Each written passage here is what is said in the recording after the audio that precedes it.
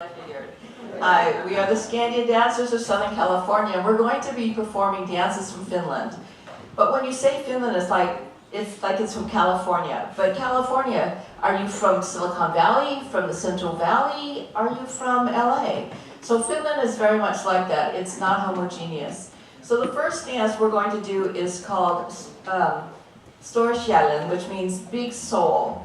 And it's a Swede-Finn dance, which means it comes from the part of Finland that still has very close ties to Sweden. Sweden at one time owned all of Finland. 7% of all Finns are first language speakers as Swedish, but they also speak Finnish. So that's the first dance we're going to do. It's a set dance, as most of our Swede-Finn dances are. The second dance is called Brood March. And a brood march is literally that. It's a march done with a bride. The bride and groom will do this dance. It's always somber and very serious. All brood marches that I've ever seen have always been that way, and so this one is too. At the end, the bride and groom go to the church, as do the other congregants. So we'll start out with a brood march. And that one's done, if you're going to do a brood march, it's usually done throughout Finland.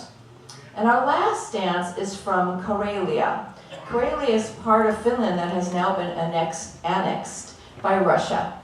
It is still ethnically Finn, but is now in the land of Russia. So the costumes we're wearing are Karelian. They may look Russian, but they're not. They really are traditional Finnish.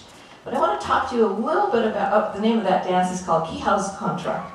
And that dance we learned actually in Finland from the #1 choreographer, Antti Savalampi. We loved him. And we love saying his name. But I want to talk to you a little about the costume. This is a Pharisee costume from Karelia in Russian Finland. Finnish Russian, something like that. But, and I want you to think about the costumes that you wear. Women, mostly. So one of the things about these costumes that you need to know is that you never cut fabric.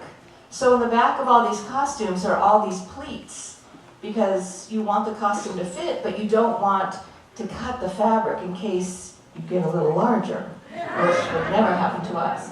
In fact, you get one costume for your entire life.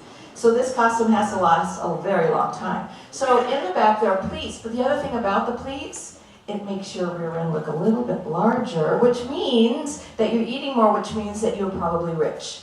So having a big backside helped with a little, the pleats is a good thing. Now, the other thing about these costumes, and for many costumes, you ready? There is nothing in the front holding the costume close to the woman's body. It is tied.